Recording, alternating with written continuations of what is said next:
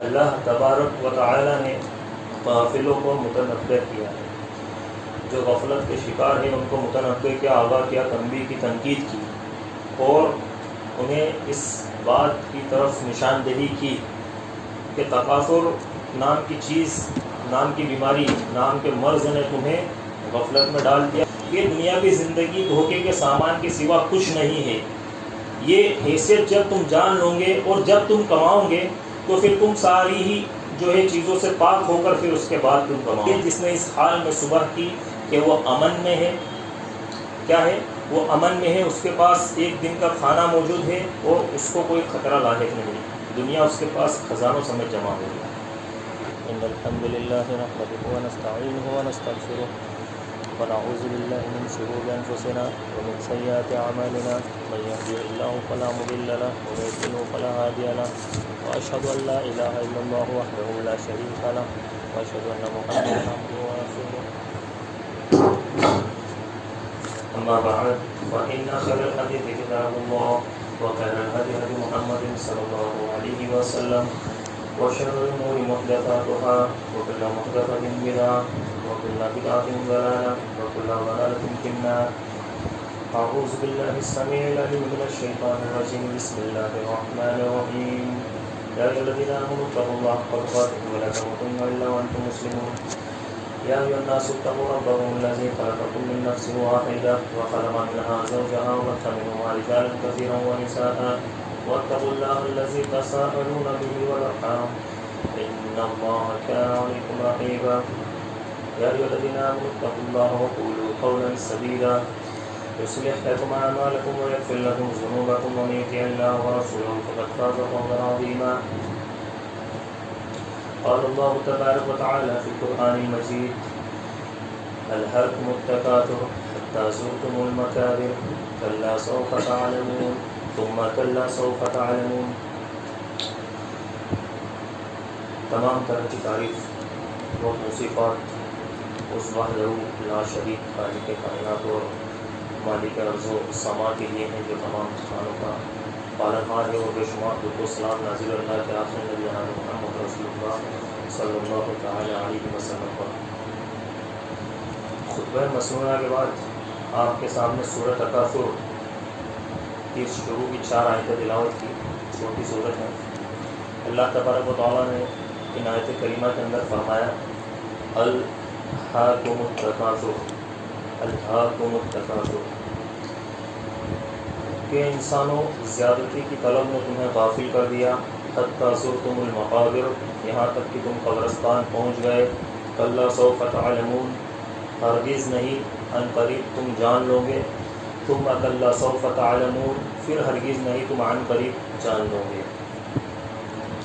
اللہ تبارک و تعالی نے غافلوں کو متنبع کیا ہے، جو غفلت کے شکار ہیں ان کو متنبع کیا، آگاہ کیا، تنبیہ کی، تنقید کی، اور انہیں اس بات کی طرف نشاندہی کی کہ تکاثر نام کی چیز، نام کی بیماری، نام کے مرض نے تمہیں غفلت میں ڈال دیا، اللہ کے تعلق سے، اللہ کے دین کے تعلق سے، اس کے رسول کے تعلق سے، آخرت کے تعلق سے، آگے آنے والی پریشانی کے تعلق سے، جنت کے تعلق سے، جہنم کے تعلق سے، پوچھے جانے والے سوالات کے تعلق سے، حشر و نشر کے تعلق سے، ان تمام چیزوں کے تعلق سے تکاثر نام کے مرض نے تمہیں غفلت میں ڈال دیا۔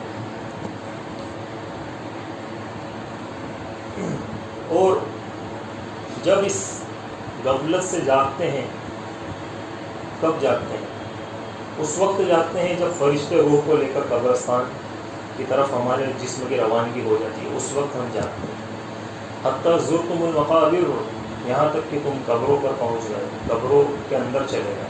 حضرات گرامی، اس آیت میں اللہ تبارک و تعالیٰ نے ایک ایسی بیماری کی نشاندہی فرمائی ہے جس مرض میں اکثریت مبتلا ہے۔ یہ مرض میرے اندر بھی ہے، یہ مرض آپ کے اندر بھی ہے، اور بیشتر انسانوں کے اندر یہ پایا جاتا ہے۔ یہ کسی ایک انسان کی، 2 انسان کی نہیں، بلکہ انسانوں کی اکثریت اس مرض کے اندر مبتلا ہے۔ وہ میں بھی ہو سکتا ہوں، وہ آپ بھی ہو سکتے ہیں۔ یہ مرض، اس کا نام ہے تکاثر، اور یہ ٹھیک وہی بیماری ہے روح کے لیے، جیسے کہ جسم کے لیے کینسر ہوتا ہے. کینسر لا علاج بیماری ہوتی ہے. اللہ رب العالمین کے فضل سے اللہ جسے چاہے شفا عطا کر دیتا ہے، لیکن بیماری بڑی خطرناک ہوتی ہے. اسی طریقے سے تکاثر یہ روح کے لیے ایک بڑی خطرناک بیماری ہے. یہ تکاثر تمہیں آنے والی عظیم جنت سے گمراہ کرنے والی چیز ہے اور جہنم کی ہولناکیوں سے غفلت میں رکھنے والی چیز ہے. یہ تکاثر کا مطلب کیا ہے کہ ہر چیز زیادہ چاہیے، ہر چیز زیادہ سے زیادہ چاہیے. یہ چیز ہے تکاثر.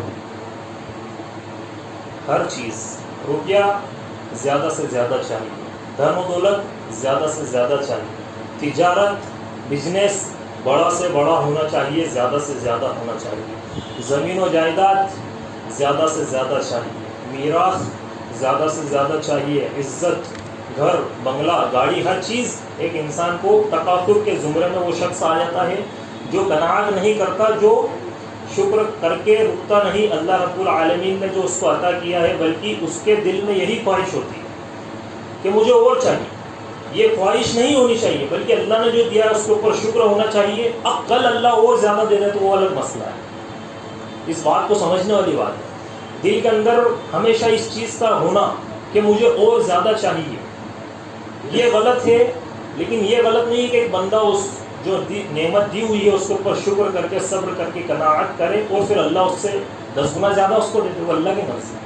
لیکن ایک بندے کے گمان پر اگر ہمیشہ یہ بات رہتی ہے تو وہ تکاثر کے مرض کے اندر مبتلا ہے اور ہماری زندگی کی الجھنوں کے سبب کو، مسائل کو ایک لفظ تکاثر میں اللہ تبارک و تعالیٰ نے اس آیت کریمہ کے اندر سمیٹ کر رکھ دیا.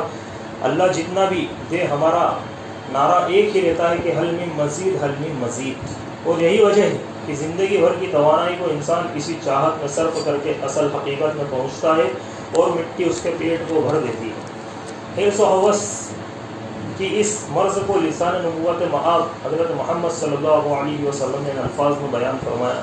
لو كان لابن آدم وادیان من ذهب لابتغى ثالثا ولا يملأ جوف ابن آدم الا التراب. کہ اگر ابن آدم کو سونے سے بھری ہوئی 2 وادیاں دے دی جائے، ابن آدم کو سونے سے بھری ہوئی 2 وادیاں دے دی جائیں. وادی کسے بولتے ہیں؟ ایک پہاڑ، 2 پہاڑ، ایک وادیاں، 2 وادیاں دے دی جائے تو وہ تیسرے کی تلاش میں، جستجو میں نکل جائے کہ وہ تو سیف ہو گئی، اب تیسرے کی پلاننگ کرنی ہے کہ اس میں کیا جا رہا ہے، یہ تو سیف ہے، اب تیسرے کی پلاننگ کرنی ہے. وہ ان کی چاہت میں نکل جائے گا بجائے اس کے کہ وہ دین کے کام کے لیے نکل. یہ انسان کے تکاثر کی فطرت اللہ نے بیان کی ہے. ولا یملأ جوف ابن آدم الا التراب. اور انسان کی اس بھوک کو قبر کی مٹی کے سوا کوئی چیز نہیں بھر سکتی. ایک تو یہ مرض، اوپر سے پھر یہ غلط فہمی کہ اس کو ملنے کے بعد، زیادہ سے زیادہ ملنے کے بعد سکون، چین اور راحت ایک انسان کو مل جائے گی، اور سکون، چاہت اور چین اسی میں ہے. اور یہی بہت بڑی بھول ہے. اللہ تبارک و تعالیٰ نے بتا دیا کہ چین، سکون، راحت وہ اللہ کا ذکر کرنے میں ملے گی. الا بذکر اللہ تطمئن القلوب. کہ تمہارے دلوں کا سکون اللہ کے ذکر میں ہے، اللہ سے جڑ کے چلنے میں ہے. نہ کہیں جہاں میں اما ملی، نہ کہیں جہاں میں اما ملی، جو اما ملی تو کہاں ملی. نہ کہیں جہاں میں اما ملی، جو اما ملی تو کہاں ملی. میرے جرم کھانا خراب کو تیرے عفو بند نواز. تم اللہ سے قریب ہو جاؤ، سکون تمہارے قریب آ جائے گا. اس کو یاد تو کر کے دیکھو. وہ اللہ رب العالمین 7 سمندروں کا رب ہے، لیکن محبت ایک آنسو سے کرتا ہے، اور اس آنسو کے بدلے کل روز قیامت آپ کو اپنے عرش کا سایہ بھی دے دے گا. ایک وہ شخص جو اللہ کے لیے تنہائی میں آنسو بہائے، اللہ کا وعدہ ہے وہ ان 7 خوش نصیبوں کے اندر ہے جن کو کل روز قیامت جب عرش کے سائے کے علاوہ کوئی سایہ نہیں ہوگا، اللہ ان کو اپنے عرش کے سائے کے نیچے جگہ عطا فرما دے گا. تو وہ اس آنسو سے محبت کرتا ہے. سامعین حضرات، تکاثر کی طلب سب کچھ ہونے کے بعد بھی بندہ رات و دن فکر میں رہتا ہے. اسی کے برعکس جس کا توکل اللہ پر ہوتا ہے وہ جو مل جاتا ہے قناعت پسندی میں بھی سکون کی نیند سوتا ہے، سکون اور چین کی نیند سوتا ہے. سو جاتے ہیں فٹ پاتھ پر اخبار بچھا کر سو جاتے ہیں فٹ پاتھ پر اخبار بچھا کر، مزدور کبھی نیند کی گولی نہیں کھاتے۔ اور اللہ کا دستور دیکھیے کہ تکاثر کے مریض کو بنگلہ ایئر کنڈیشنر روم میں وہ جب نیند کی ٹیبلٹ دے کے سوتا ہے، اس کے باوجود بھی اس کو نیند نہیں آتی۔ کیوں؟ کیونکہ اس کے دل میں ایک ہی فکر، ایک ہی چین کہ اور چاہیے اور چاہیے، اور جتنا زیادہ وہ اس کے اندر دلدل میں گھستا جائے گا، دنیا داری کے دلدل میں گھستا جائے گا، جتنا زیادہ گھستا جائے گا اتنا ہی زیادہ اس کو اسی کی فکر سب سے زیادہ لگنے لگی۔ آپ جانتے ہیں مشہور نو مسلم جو کہ ایک انگریز ہے، پانی میں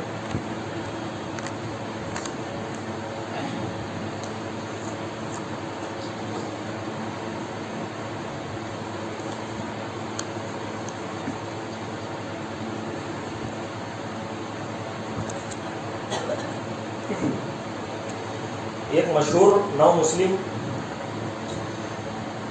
گزشتہ صدی میں، یہ جو صدی نکل گئی اس کے پچھلی صدی میں وہ اسلام لے کر آئے، اور وہ نامور ہستیاں جنہوں نے پچھلی صدی کے اندر اسلام قبول کیا، ان ہستیوں کے اندر ان کا بھی ذکر آتا کہ بڑی بڑی ہستیاں جنہوں نے پچھلی صدی میں اسلام قبول کیا، ان میں سے ایک ہے محمد اسد۔ محمد اسد ان کا نام ہے۔ وہ ایک انگریز تھے اور ایک اچھی بیک گراؤنڈ، فائنینشیل مضبوط بیک گراؤنڈ ان کا تھا، اس سے بلانگ کرتے تھے۔ انہوں نے ایک کتاب لکھی، کتاب کا نام رہا روٹ ٹو مکہ، عربی میں الطریق یا مکہ اور اردو میں طوفان سے ساحل تک۔ اردو اور عربی دونوں میں اس کا ترجمہ ہو چکا۔ یہ بڑی مشہور کتاب ہے۔ اس کتاب کے اندر انہوں نے کئی واقعات لکھے، اسلام قبول کرنے سے پہلے کے، اسلام کے بعد کے، کئی ساری چیزیں انہوں نے اس کے اندر لکھی۔ اس میں سے ایک بات یہ لکھی کہ قبول اسلام سے پہلے کی کا یہ واقعہ ہے کہ یوروپ کے کسی ملک میں وہ ایک مرتبہ سفر کر رہے ہیں، اور ٹرین کی جس بوگی میں وہ سفر کر رہے تھے اس کے اندر ان کے اطراف میں بڑے بڑے دانشور، بزنس مین، تاجر، انگریز جو ہے وہ بیٹھے ہوئے تھے۔ وہ تمام سفر کر رہے تھے اور ان کو دیکھ کر لگ رہا تھا، وہ لکھتے ہیں کہ ان کو دیکھ کر لگ رہا تھا کہ یہ بڑے اچھے جو ہے پیسے اور مال و دولت والے لوگ ہیں، ان کے پاس زمینی استر پر اچھے خزانے ہیں، ان کا پہناوا اڑاوا ہر چیز۔ پھر انہوں نے ان سب کے چہرے پڑھنا شروع کرے۔ یہ ایک ہنر ہوتا ہے، اللہ رب العالمین کسی کسی کو عطا کرتا ہے۔ انہوں نے ان کے چہرے جب پڑھنا شروع کرے تو ان کو ان کے چہروں پر ایک عجیب سی بے چینی، اضطراب، پریشانی ان کو نظر آئی، بے سکونی، بے اطمینانی جو ہوتی ہے نا وہ چہروں پر نظر آئی۔ مطلب یہ اچھے فائنینشیل بہت مضبوط ہیں، لیکن ان کے چہروں پر ان کو ایک عجیب سی بے چینی، اضطراب نظر آیا۔ وہ ایک ہے نا، کسی نے کہا کہ خوشی کا، غمی کا، اداسی کا باب ہوتا ہے، خوشی کا، غمی کا، اداسی کا باب ہوتا ہے، ہر ایک چہرہ مکمل کتاب ہوتا ہے۔ محمد اسد کہتے ہیں کہ سب کے چہرے پر بے چینی، بے اطمینانی اور پریشانی نظر آئی۔ تو میں سوچنے لگا کہ آخر یوروپ کے انگریز کی زندگی میں یہ اضطراب کیوں ہے، یہ پریشانی کیوں ہے؟ سب کچھ ہونے کے بعد بھی ان کے پاس سب کچھ موجود ہے، اچھے خاصے اسباب دنیا ان کے پاس موجود ہے۔ وہ لکھتے ہیں کہ پورا سفر بھر میں یہ سوچتا رہا کہ آخر یہ مسئلہ کیا ہے، یہ اتنے پریشان کیوں ہیں۔ پھر میں سفر ختم کر کے جب گھر کی طرف لوٹا، میں گھر کے اندر گیا تو سامنے میز پر قرآن کا نسخہ رکھا ہوا تھا، کلام الہی رکھا ہوا تھا۔ میں اس وقت اس کے اوپر ریسرچ کر رہا تھا، میں ریسرچ کرنے کی میری عادت تھی، میں اس کے اوپر ریسرچ کر رہا تھا۔ جیسے ہی میں اس کے قریب گیا تو میں نے سب سے پہلے اس میں جو ورق کھلا ہوا دیکھا، اس کے اوپر جو میری سب سے پہلے جس آیت پر نظر پڑی وہ تھی الہاکم التکاثر، اور مجھے اس کے اندر میرے سارے سوالوں کا جواب مل گیا جو میں سفر بھر سوچتا ہوا آ رہا تھا کہ یوروپ کے وہ خوشحال انگریز پریشان کیوں ہے، اضطراب میں کیوں ہے، پریشانی میں کیوں ہے، بے سکون کیوں ہے، بے اطمینان کیوں ہے۔ مجھے میرے سارے سوالوں کا جواب ملا۔ یہ تکاثر نام کی جو مرض ہے، تکاثر نام کی جو بیماری ہے کہ اور چاہیے اور چاہیے، اس کی طلب، اس کی ہوس، اس کی طلب ایک انسان کو غافل کر دیتی ہے اور بے سکون کر دیتی ہے، کیونکہ اس کے دل کی ساری توانائی صرف اسی کو پانے میں لگ جاتی ہے، اور وہ دل کو اس طرف مائل نہیں کر پاتا جس طرف اللہ رب العالمین نے سکون رکھا ہے۔ تو اب چونکہ سب کچھ موجود ہے لیکن دل چونکہ مائل نہیں ہو رہا، اور رب ہمارا بنانے والا اللہ رب العالمین ہے جو ہمارے دلوں کا خالق ہے، مالک ہے، جس کے قبضے میں ہماری جان ہے، جس کے قبضے میں اس کائنات کی تقدیر ہے، اس رب العالمین نے یہ اصول بتا دیا کہ تمہارے دلوں کو سکون اللہ کے ذکر کے اندر ملے گا۔ ان کے دلوں کی جب ساری توانائی لگ رہی ہے دنیاوی معاملات کے اندر، تو اب دل چونکہ اللہ رب العالمین کے ذکر کی طرف مائل نہیں ہوتا، تو بے سکون اور بے اطمینان ان کے چہروں پر نظر آ رہے ہیں۔ تو قرآن مجید کے سورہ روم کے اندر اللہ رب العالمین نے فرمایا کہ یعلمون ظاہرا من الحیات الدنیا وهم عن الآخرۃ هم غافلون، کہ یہ تو بس دنیاوی زندگی کے ظاہر کو جانتے ہیں، اللہ کے دین کے لیے کچھ نہیں کرتے، اور آخرت کے تعلق سے غفلت میں مبتلا ہیں۔ اور بھائیو، بات یہ بڑی سچی ہے کہ سفر میں جس مسافر کے پاس سامان زیادہ ہوتا ہے تو سفر اس کا اتنا ہی زیادہ مشکل ہوتا ہے، اس کا سفر اتنا ہی زیادہ مشکل ہوتا ہے۔ نبی کریم صلی اللہ علیہ وسلم نے فرمایا اس دیگر حدیث سے کہ جو غریب مومنین ہیں وہ امیر مومنین سے 500 سال پہلے جنت کے اندر جو ہے داخل کر دیے جائیں گے، جنت ان کو عطا کر دی جائے گی۔ جو غریب مومنین ہیں امیر عمرہ سے 500 سال پہلے ان کو جنت داخل کر دیا جائے گا۔ تو دیکھیے شریعت کی تعلیم دنیا کے سلسلے میں کیا ہے۔ شریعت کمانے سے منع نہیں کرتی، دنیا آپ کمائیے، بلکہ شریعت کہتی ہے کہ کمانے سے پہلے حیثیت جان لو، کمانے سے پہلے حیثیت جان لو۔ وَمَا الْحَيَاةُ الدُّنْيَا إِلَّا مَتَاعُ الْغُرُورِ، یہ دنیاوی زندگی دھوکے کے سامان کے سوا کچھ نہیں ہے۔ یہ حیثیت جب تم جان لو گے اور جب تم کماؤ گے تو پھر تم ساری ہی جو ہے چیزوں سے پاک ہو کر پھر اس کے بعد تم کماؤ گے۔ کہ اب تمہیں جب معلوم ہے کہ اس کا کوئی مسئلہ ہی نہیں ہے، یہ ہے یہ دھوکہ، تو پھر اب جب تم کوئی چیز حاصل کرو گے تو بڑے اوتھینٹک آئٹم کو آپ لو گے کہ نہیں، جہاں سے جو ہے حلال ہے وہی آنا چاہیے، بالکل حرام کی انٹری اس کے اندر نہیں ہونی چاہیے۔ ابن آدم کہتا ہے کہ میرا مال میرا مال۔ اللہ کے نبی صلی اللہ علیہ وسلم نے فرمایا کہ انسان کا مال صرف اور 3 چیزیں ہیں۔ پہلا وہ کہ کھایا اور ہضم کر دیا، دوسرا پہنا اور بوسیدہ کر دیا، تیسرا صدقہ کر دیا اور آخرت کے لیے آگے بھیج دیا۔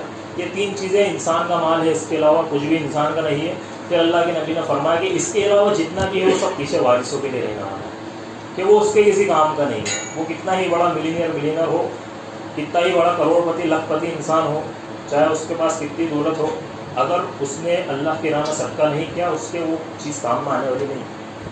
اس کے علاوہ جتنا بھی ہے وہ سب اس کے وارثوں کا مال ہے۔ دوسری چیز، شریعت ہمیں ایک سوچ دیتی ہے، ایک فکر دیتی ہے کہ دنیا کے معاملے میں ہمیشہ اپنے سے کمتر کو دیکھو، ہمیشہ اپنے سے کمتر کو دیکھو، اور دین کے معاملے میں ہمیشہ اپنے سے برتر کو دیکھو۔ اللہ رب العالمین کے علاوہ، انسانوں کے بنانے والے مالک کے علاوہ کوئی اور ایسی سوچ دے سکتا ہے کیا انسانوں کو؟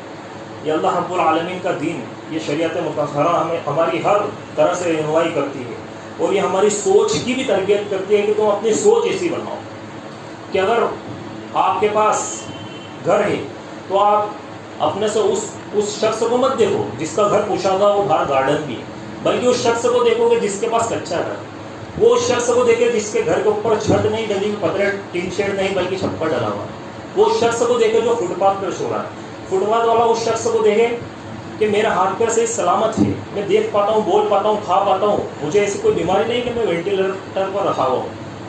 وہ اس معذور شخص کو دیکھے جس کے ہاتھ پیر نہیں ہے، معذور شخص اس کو دیکھے کہ ابھی کسی کا ایکسیڈنٹ ہوا اور اس کو لے گئے، اب اس کے پاس چند دن بچے ہیں، اس کے ہاتھ میں سے پیر میں سے خون نکل گیا، اللہ رب العالمین نے مجھے زندہ رکھا، کم سے کم میں زندہ تو ہوں۔ اور وہ شخص جو وینٹیلیٹر پر رکھا ہوا ہے وہ یہ سوچے کہ اللہ رب العالمین نے ابھی مجھے اس زندگی کے اندر جیتے جی مہلت دے دی کہ میں توبہ استغفار کر لوں۔ تو ہر سوچ، نیچے کی طرف ایک بندہ آئے گا، یہ شریعت ہماری سوچ کی تربیت کرتی ہے۔ اس طریقے سے تیسری چیز، شریعت کہتی ہے کہ حقیقی مالداری مال کی کثرت کو نہیں کہتے۔ حدیث میں اللہ کے نبی نے فرمایا لیس الغنی عن کثرت العرض ولکن الغنی غنی النفس، کہ مال کی کثرت کو مالداری نہیں کہتے ہیں، حقیقی مالداری دل کی بے نیازی ہے۔ وہ ایک بات مشہور ہے نا کہ ایک بادشاہ سیر و سیاحت کے لیے نکلا، وہ جنگل کی طرف جب گیا تو ایک جو ہے جھوپڑی تھی، اس کے نیچے اس کے سائے میں ایک شخص جو ہے پیر لٹا کر سو رہا تھا۔ وہ غریب تھا، وہ شخص پیر لٹا کر آرام سے سو رہا تھا۔ جیسے ہی بادشاہ اس کے پاس گیا، اس کی آنکھ کھلی اور اس نے بادشاہ کو دیکھا۔ بادشاہ نے امید کی تھی کہ یہ اٹھے گا اور یہ ایک دم سے میرے لیے کچھ کرے گا، میرا استقبال کرے گا، لیکن وہ شخص آرام سے لیٹا رہا۔ بادشاہ جب اس کے پاس گیا، اس کے وزیر کو غصہ آیا اور اس نے کہا کہ یہ شخص کیا تو نہیں جانتا کہ یہ کون ہے؟ تو اس نے کہا کہ میں جانتا ہوں کہ یہ بادشاہ سلامت ہے، یہ بادشاہ ہے۔ تو وزیر نے کہا کہ پھر تو اس طریقے سے کیوں لیٹا ہوا ہے؟ ان کی تعظیم میں کھڑا نہیں ہوگا، ان کا استقبال نہیں کرے گا۔ تو اس شخص نے کہا، چونکہ اس کے پاس دل کی بے نیازی اللہ نے اس کو عطا کی تھی، اس نے کہا کہ جو ہاتھ نہیں پھیلاتا وہ پیر پھیلائے گا، جو ہاتھ نہیں پھیلاتا وہ پیر پھیلائے گا، اور یہ اللہ رب العزت نے مجھے بے نیاز کیا تم لوگوں سے۔ تو اتنا بہترین اس کا جواب تھا۔ یہ بے نیازی ہے، دلوں کی بے نیازی۔ حقیقت کی بے نیازی یہ نہیں ہے کہ ایک بندے کے پاس مال زیادہ ہو، بلکہ حقیقت کی بے نیازی جو ہے، ربیع ابن عامر کا جو واقعہ بیان کیا گیا تھا رستم کے دربار میں جب وہ داخل ہوئے تھے، اس نے سجایا ایسا تھا کہ ایک انسان دیکھتا واقعی میں کہتا کہ یہ شان و شوکت ہے، یہ روب و دبدبا ہے، یہ سپاہی اس کی تعظیم میں کھڑے ہیں، وہ مجھے بھی اس طریقے سے بڑا ادب کے ساتھ جانا ہے، وہ پریکٹس کر کے جانا ہے۔ نہیں، وہ اسی شان و شوکت کے ساتھ داخل ہوئے، کیونکہ ان کے پاس توحید کی نعمت اللہ رب العزت نے انہیں عطا کی تھی، اور دل کی بے نیازی ان کو عطا کی تھی، کیونکہ وہ جانتے تھے کہ یہ تمام چیزیں دھوکہ ہے، اس کی عارضی سلطنت ہے، آج سے 100 سال بعد اس کی سلطنت بھی ختم ہو سکتی ہے، آج سے 10 سال بعد بھی ختم ہو سکتی ہے۔ تو اسی طریقے سے شریعت نے حرص و ہوس سے پناہ مانگنے کی بھی ایک بندے کو تلقین کی ہے اور قناعت اپنانے کی تعلیم دی ہے۔ نبی کریم صلی اللہ علیہ وسلم نے فرمایا، قد افلح من اسلم ورزق کفافا وقناهم اللہ بما آتا، کہ کامیاب ہے وہ انسان، اور کامیابی یہ ہے کہ جس نے اسلام قبول کر لیا اور اسے رزق کفاف ملا ہوا ہے، اور اس پر اللہ نے اسے قناعت کی دولت عطا کی۔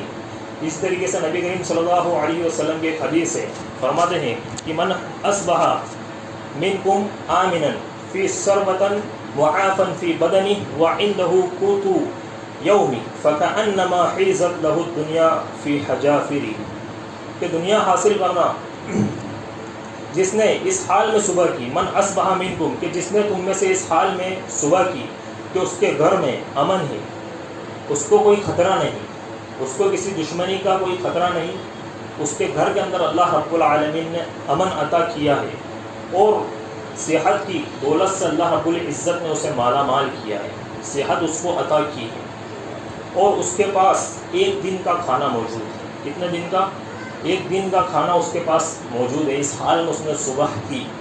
ایسا شخص سمجھ لے کہ دنیا اس کے گھر میں خزانوں سمیت جمع ہو گئی، دنیا اس کے گھر میں خزانوں سمیت جمع ہو گئی ہے، جس نے اس حال میں صبح کی کہ وہ امن میں ہے۔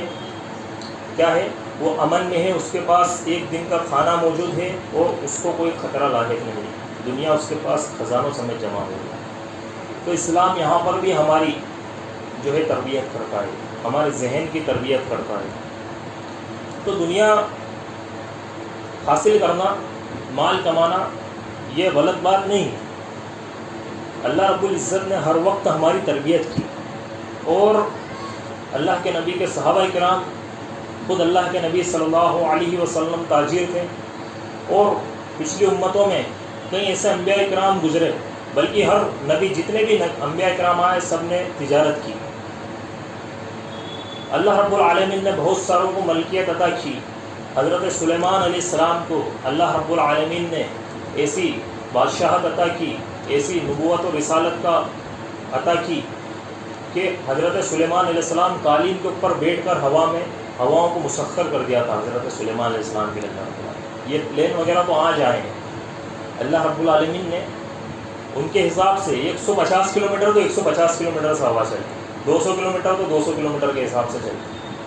تو اللہ رب العالمین خالق کائنات، مالک ارض و سما ہے، وہ ہماری تربیت کرتا ہے، اور دنیا حاصل کرنا ہے غلط بات نہیں، لیکن حق کو نظر انداز کر کے، آخرت کو نظر انداز کر کے، اللہ رب العالمین جس نے ہمیں سب کچھ دیا ہے اسی کو نظر انداز کر کے، اس کے رسول اکرم صلی اللہ علیہ وسلم کی سنتوں کو نظر انداز کر کے، پش پشت ڈال کے، قرآن مجید کو نظر انداز کر کے، عدل و انصاف کو نظر انداز کر کے، امر بالمعروف و نہی عن المنکر کو نظر انداز کر کے، کہ جب ہم شرک میں ملوث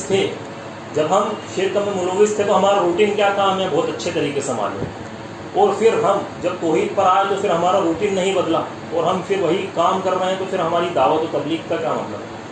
امر بالمعروف و نہی عن المنکر کا فریضہ ہم نے انجام دیا کہ لوگوں کو بھلائی کا حکم دینا اور برائی سے روکنا، امر بالمعروف و نہی عن المنکر، اور اس کا تذکرہ سورہ آل عمران کی آیت نمبر 110 کے اندر اللہ رب العالمین نے کیا، کنتم خیر امۃ اخرجت للناس تأمرون بالمعروف وتنہون عن المنکر، کہ تم وہ امت ہو جو لوگوں کے لیے نکالی گئی ہو، جو لوگوں کو نیکی کا حکم دیتی ہو اور برائی سے روکتی ہے۔ نیکی کا حکم دینا اور برائی سے روکنا یہ ہمارا فریضہ تھا، لیکن اگر وہ روٹین ہی ہمارا نہیں بدلا، ہم اسی طرز پر ابھی بھی قائم ہیں، تو پھر یہ بات بالکل واضح ہے کہ ایک شخص وہ کسی بھی چیز کو خاطر میں نہیں لا رہا، بلکہ تمام چیزوں کو نظر انداز کر کے صرف چند اسباب کے پیچھے دنیا میں لگ گیا، اور وہ اللہ کو بھی بھول گیا، وہ اس کے رسول کو بھی بھول گیا، وہ اس کی کتاب کو بھول گیا، وہ اس کی توحید کو بھول گیا، وہ آخرت کو بھول گیا، وہ قبر کے حشر و نشر کو بھول گیا، اور وہ صرف لگ گیا کس چیز کو جمع کرنے میں۔ اور پھر ایک بندے کو ڈر بھی لگنے لگتا ہے، جب مال زیادہ آ جاتا ہے تو بندہ پھر ڈرنے لگتا ہے، موت سے ڈرتا ہے۔ اسی طریقے سے نمازوں کو نظر انداز کر دیا، سچ کو نظر انداز کر کے جھوٹ کے اوپر ایک بڑا ویاپار چلا۔ آج آپ دنیا کے، بلکہ خالی ہندوستان کے ملک کے اگر مختلف خطوں کے اندر سفر کریں گے تو آپ کو وہاں کے تاجروں کے بارے میں معلوم چلے گا، پتہ چلے گی ایک بات کہ مسلمانوں کے اندر کس قدر فراڈ لوگ موجود ہیں۔ ابھی ایک فیس بک پر گروپ کے اندر گروپ ایڈمن سے بھی اس نے اس طریقے سے اس کو دلیل دی، اس نے اس کی پوسٹ کو اپروو کر دیا، اور اس نے اس کے اندر اچھا خاصا کلیکشن کر لیا۔ والد صاحب بیمار ہے، جب اس کے والد صاحب کا پتہ لگایا گیا، بات ہوئی، تو بولے میں تو دکان پہ بیٹھا ہوں، کوئی مسئلہ نہیں، اور وہ اچھے خاصے ہزاروں روپے سمیٹ کے وہاں سے چلا گیا، اور بہت اچھے طریقے سے بات کر رہا تھا، ایک دم تہذیب کے ساتھ مسلمان آدمی۔ تو یہ حالت ایک شخص کی ہے، تو اس نے کیا سمجھا کہ زندگی ہی سب کچھ ہے، زندگی کو سب کچھ سمجھ کر وہ لوگوں کو دھوکہ دے سکتا، لیکن اللہ رب العالمین کو دھوکہ نہیں دے سکتا۔ تو شریعت نے تصور دیا کہ آخرت کمانے تم یہاں پر آئے ہو، یہ ان ذہنوں کی بات ہو رہی ہے جو صرف دنیاوی کامیابی کا ٹارگٹ اپنے سامنے رکھتے ہیں۔ الحمدللہ بہت سارے مسلمان ایسے ہیں جو جب توحید پر آئے تھے اسی وقت اس کانسیپٹ کو سمجھ گئے تھے۔ ایسی بات نہیں ہے کہ ہر شخص ایک جیسا ہے، بہت سارے لوگ ایسے جب توحید پر آئے تھے تو اس کانسیپٹ کو سمجھ گئے تھے کہ دنیا دھوکہ ہے اور ہمیں کمانی ہے، لیکن شریعت کے اصول و ضوابط کے قاعدے قانون کے اندر رہ کر کمانی، بلکہ ایسا نہیں کہ ایک شخص ہر طرح کے کام کو کر جائے صرف مال کو حاصل کرنے کے لیے، اور پھر اس کی اولادیں آ کر مزے مارے اور وہ تو چلا جائے قبر کے اندر۔ اب دقت کیا رہی؟ ایک تو یہ کہ دنیا کے اندر رسوا ہوا، اس نے لوگوں کا حق مارا، ان کی بددعا، اور پھر آخرت اور قبر کے اندر الگ مارا، تو ڈبل دوہری مار اس کو پڑی۔ تو ایسا مال کمانے سے ایک شخص کو کیا فائدہ؟ اس سے اچھا تو صدقہ و خیرات کر اللہ کی راہ کے اندر خرچ کرے، مسجد و مدرسوں کے اندر دے، وہ ایسی جگہ پر اس مال کو لگائے جو مال اس کے لیے صدقہ جاریہ بنے۔ تو یہ ان ذہنوں کی بات ہو رہی ہے۔ ایک بادشاہ نے ایک اللہ والے سے پوچھا کہ تم لوگ موت کے معاملے میں بے خوف کیوں ہوتے ہو؟ تم ڈرتے کیوں نہیں ہو؟ موت سے ڈرتے کیوں نہیں ہو؟ موت کا ڈر تمہارے دلوں کے اندر، دماغ کے اندر ہی کیوں نہیں؟ تو اس اللہ والے نے یہ جواب دیا کہ ہم نے دنیا میں رہ کر ساری کوششیں دنیا کے لیے نہیں بلکہ اصل زندگی کو آباد کرنے کی ہم نے کوشش کی، اور وہ اصل زندگی کے بعد کی زندگی۔ اس شخص نے کہا، بادشاہ نے، کہ ہماری حالت تو موت کا نام سن کر ہم لرز جاتے ہیں، کیونکہ اس بات کو ہم تصور نہیں کر سکتے۔ یہاں کوئی ملینئر بلینئر نہیں بیٹھے، لیکن اگر آپ ان کے سامنے کوئی ایسی بات کرو گے تو لرزہ طاری ہوگا ان کے اوپر، وہ ڈریں گے، کانپیں گے، کیونکہ انہوں نے عہدہ مقام وہ بنا رکھا ہے، پورے انڈیا کے نمبر 1، پورا ورلڈ کے نمبر 2، نمبر 3، نمبر 4، نمبر 5۔ ان سے آپ یہ والی بات کیجئے، موت کی لرزہ طاری ہوتا ہے، تو آپ کبھی چاہتی ہے کیوں؟ کیونکہ ان کو ان کی توانائی جو ساری خرچ ہوئی ہے، جیسا کہ اس بندے نے جواب دیا کہ ہم نے دنیا میں رہ کر ساری کوششیں ہم نے صرف دنیا حاصل کرنے کے لیے نہیں کی، بلکہ اصل زندگی کو آباد کرنے کی کوشش کی۔ مطلب ساری کوششیں نہیں، کچھ کوششیں دنیا حاصل کرنے میں کرو، لیکن اکثریت کوششیں اپنی آخرت کو سنوارنے کے اندر لگاؤ، نہیں تو پھر ہوتا کیا، ایک شخص جب دنیا کے اندر گھستا ہے تو اس کو حی علی الفلاح کی آواز آتی ہے، وہ اپنا کام نہیں چھوڑے گا۔ کیوں نہیں چھوڑے گا؟ کیونکہ اس نے اس کو اصل مقصد سمجھ لیا۔ اب سمجھ لیجئے کہ اب اس کے گھر میں دنیا خزانوں سمیت جمع نہیں ہے، اور وہ امن میں ہے، سکون میں ہے، لیکن اللہ رب العالمین سے غافل ہو گیا، اور اس مال میں اس کو اللہ سے دور گیا۔ آخر میں اللہ رب العالمین سے دعا ہے کہ اللہ نے کہنے اور سننے سے زیادہ عمل کرنے کی